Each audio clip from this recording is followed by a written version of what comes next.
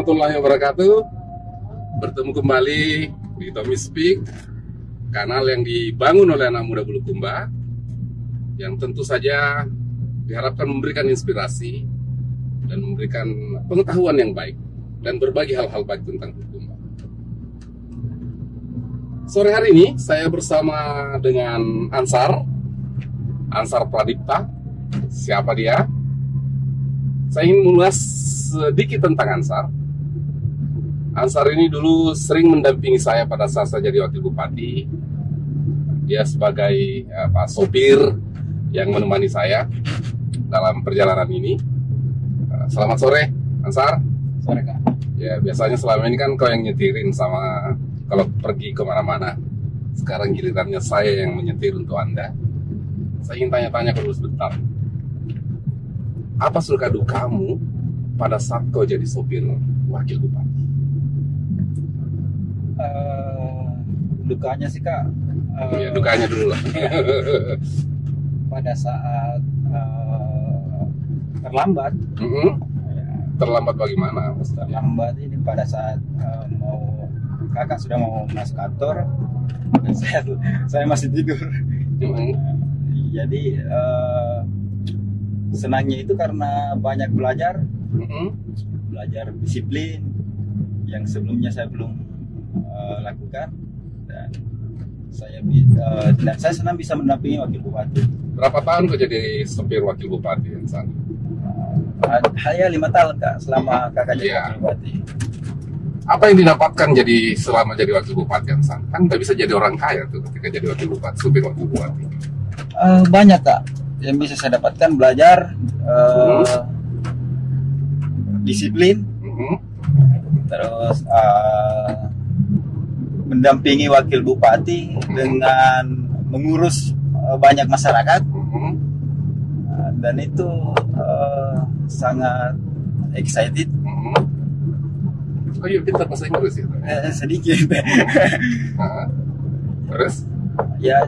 Apa yang paling tidak bisa terlupakan selama 5 tahun mendampingi saya selaku wakil bupati? Sampai sekarang apa yang tidak bisa Anda lupakan? Apa nih? Banyak, Kak. Banyak kalau itu. Cuman agak tidak bisa diungkapkan dengan kata-kata lah. Kalau masalah yang ya banyak. Kau bisa ceritakan tidak apa kelemahan dari seorang wakil bupati selama kau menjadi sopirnya? Banyak. Iya, seperti saya kagum dan tidak kelemahan dulu. Jangan ngompor terus. Tidak pernah marah itu sebenarnya. Kelemahan? Ya, di situ kelemahannya, Kak, karena kita tidak pernah marah, dan ya kami berbuat semuanya begitu. Saya nangis. Masa sih? Sebenarnya saya tahu sejak dulu saya akan marah itu tiap hari. Mungkin Mehmet akan berkata seperti itu juga, Kak. Ya, jadi Ansar ini tandem dengan yang namanya Mehmet, menemani saya, tugasnya sip-sipan. Terus apa menurut Ansar, apa yang paling menyenangkan lah ya selama mendampingi saya selaku wakil bupati selama ini? Ya, mungkin menyenangkan itu hampir tiap hari, Kak. Bisa karena tiap hari itu selalu bercanda, tidak ada ketegangan, tidak kaku, kakak tidak kaku, dan menganggap kami itu sebagai teman. Jadi di situ anunya, Kak, bisa bisa ketawa bersama, tidak pernah marah gitu. Jadi agak di situ anunya tidak kaku lah. Terus kemudian setelah menjadi sopir wakil bupati, kemudian banting setir menjadi pengusaha warkop, apa yang kemudian membuat Ansar memutuskan untuk menjadi pengusaha warkop? Ya, sebenarnya masukan dari teman-teman, Kak. Dulu ada tempat semacam base camp. Ya, kita namakan itu teras belakang juga. Teras belakang. Nah, disitulah semua ide-ide dari teman-teman. Kalau ada kami berenam Ya 6 lebih. Berenam. Di teras belakang. Di teras belakang. Terus? Jadi dari masukan teman-teman itu harus ada satu orang yang membuat wadah, membuat tempat perkumpulan. Jadi terbukalah pikiran saya untuk membuka warkop dan pada saat itu di warkop yang sekarang saya kelola itu kan sebelumnya punya sahabat juga kan. Kau take over? Take over lah ke saya. Berarti punya banyak duit dong waktu take over. Berapa modal awal jadi pengusaha warkop? Ya, enggak, paling 20. Masih jual sesuatu lah Kak untuk modal awalnya. Oh, masih menjual barang. Ya, masih menjual barang. Bukan dari gaji seorang sopir wakil bupati ya. Iya, dan tidak ada sesuatu. Dan tidak juga ada peran orang tua di situ Kak. Ada peran orang tua. Dan ada tabungan lah sedikit. Ya. Terus kenapa berkembang sampai sekarang? Berkembang sampai sekarang itu karena mungkin sistem pertemanan ya Kak. Ya. Sistem pertemanan, relasi selama ini yang saya bangun. Ya alhamdulillah sampai sekarang masih cukup ramai. Ya. Ramai ya. Siapa-siapa sih sebenarnya rata-rata pengunjungnya di teras belakang itu? Rata-rata teman-teman media, ada aktivis, semua ada di sana Kak. Karena di sana itu ada banyak cerita. Oke, jadi teras belakang itu apa sih anunya? Semangatnya? Teras belakang di sinilah dimulai dicerita. Dimulainya cerita. Apa itu yang kenapa kemudian itu menjadi semacam spirit atau semacam semangatnya Ansar? Apa ya? Cuman langsung muncul di kepala aku Kak. Dimulainya cerita karena warkop itu kan identik dengan orang bercerita. Beda dengan semacam kafe yang identiknya live musik. Kalau warkop kan ya identik dengan cerita. Semua info-info tentang apapun itu pasti awalnya di warkop dulu. Sekarang sudah semakin berkembang ya. Alhamdulillah Kak. Nanti kita akan kunjungi ke warkopnya Ansar ya. Siap-siap Kak. Ya, selama ini kan saya sering ke warkopmu dan rata-rata saya ditraktir sama Ansar. Luar biasa. Ansar dulu rasanya quote and quote ikut sama saya, sekarang malah saya banyak ditraktir oleh Ansar. Mudah-mudahan berkah Ansar. Siap Kak. Teras belakang atau warkop teras belakang itu semakin berkembang nanti dan bisa menjadi inspirasi anak muda bahwa hidup itu tidak boleh menyerah. Hidup itu harus kalau kita gagal pada satu tempat bukan berarti bahwa kita gagal di segala lini. Ansar menjadi contoh dan kita akan menuju ke warkop teras belakang untuk melihat dari dekat bagaimana sebenarnya usaha yang dilakukan oleh Ansar sampai sekarang sudah bisa membeli kendaraan sendiri, sudah hidup lumayan bisa menghidupi anak istri lah ya, anak istri dan bisa membantu keluarga dan kepada sesama. Kita lanjut sebentar di warkopnya Ansar. Disitulah dimulainya cerita. Salam.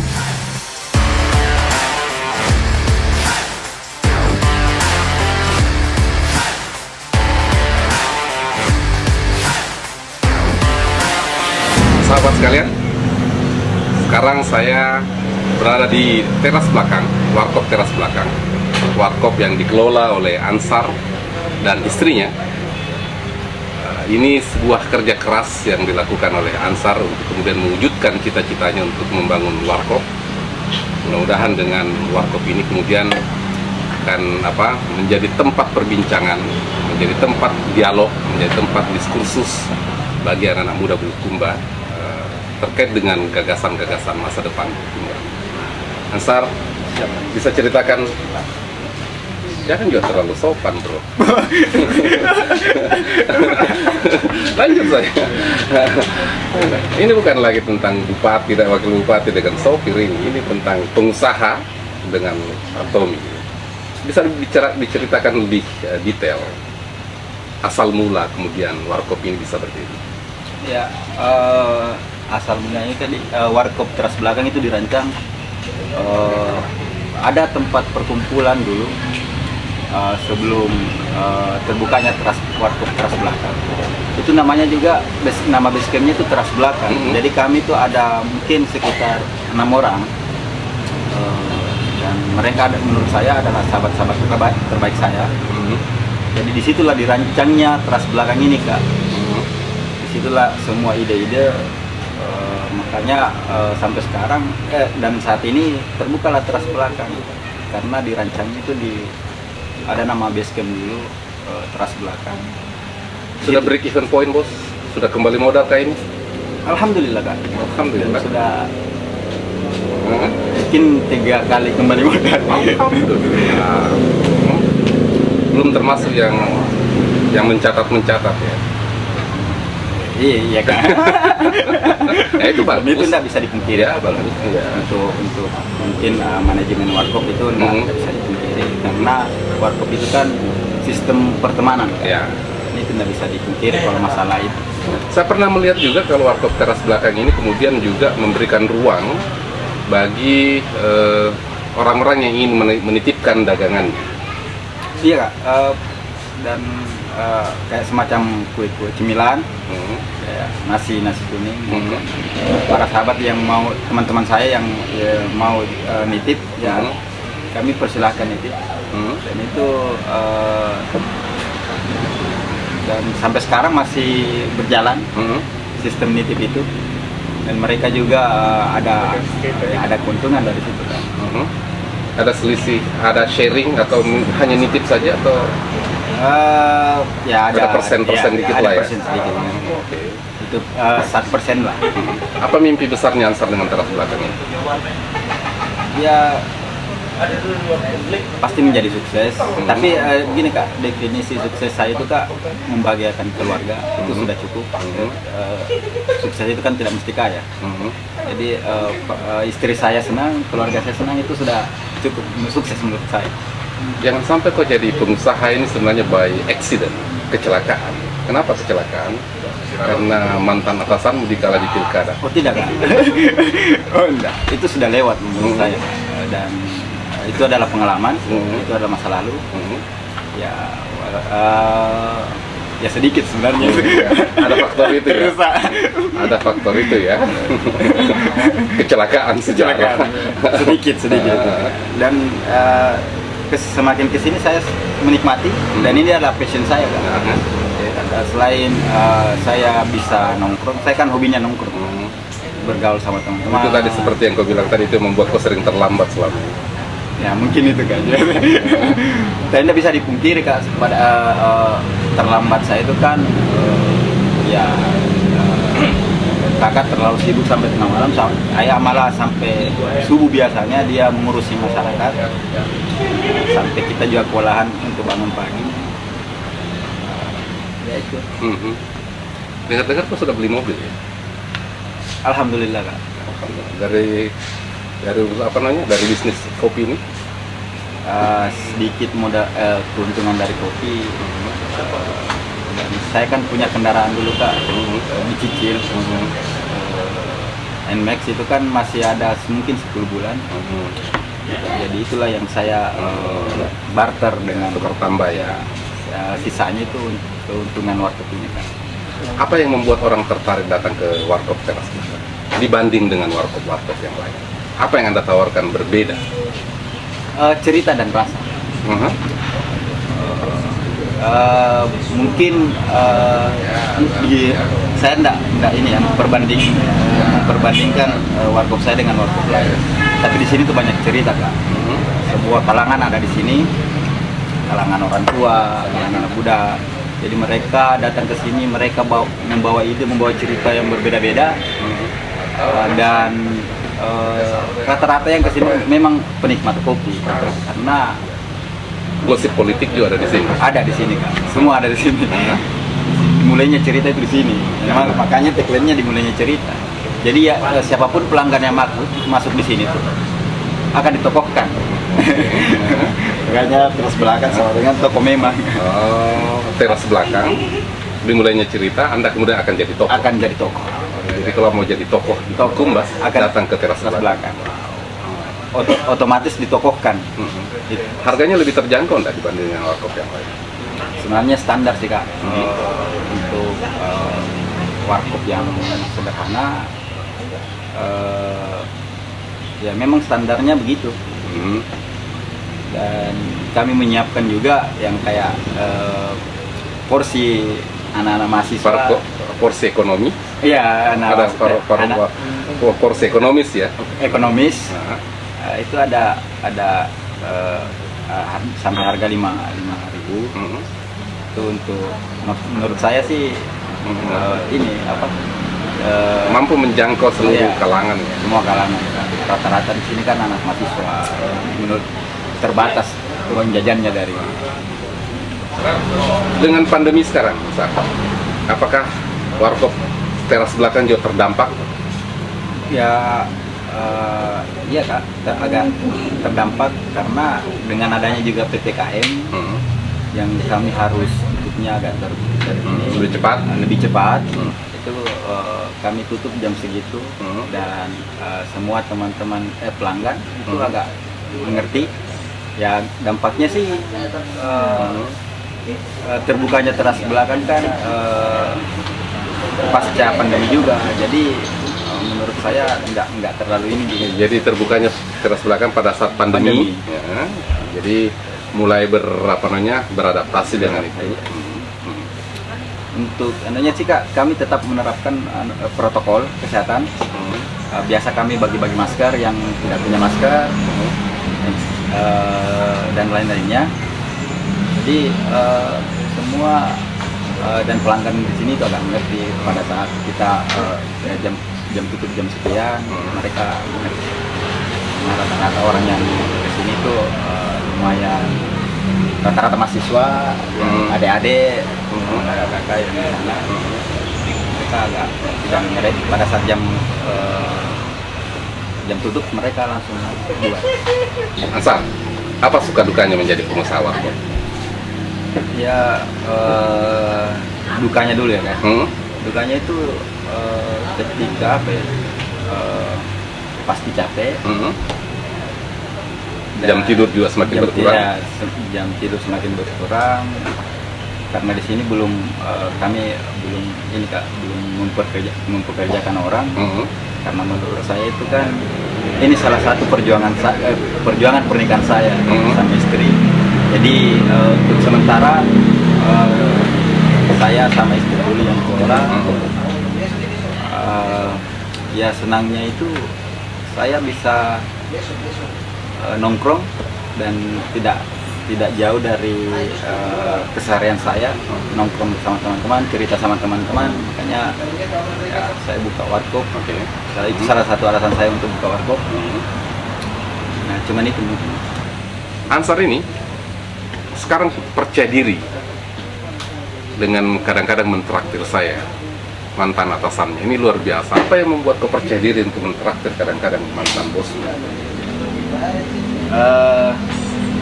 Sebenarnya apa ya kan? Nggak tahu diri.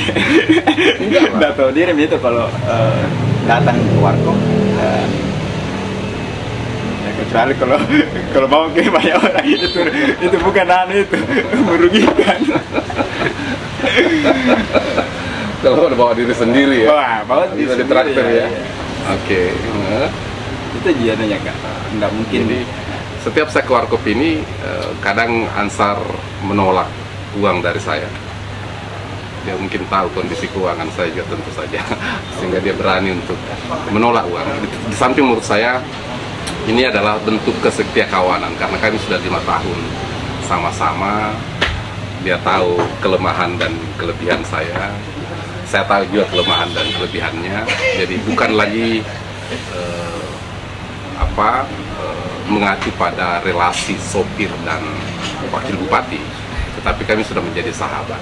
Mudah-mudahan warkop teras belakang ini menjadi warkop yang lebih baik di masa mendatang, memberikan manfaat bagi Bulukumba itu saja, karena disinilah dimulainya cerita. Mudah-mudahan cerita-cerita yang disampaikan di Warkop ini adalah cerita-cerita produktif untuk Bulukumba di masa-masa mendatang, sehingga tokoh-tokoh yang dilahirkan di Bulukumba yang mungkin berangkat dari teras belakang ini itu adalah tokoh-tokoh yang memang betul-betul berpikir untuk kebaikan Bulukumba.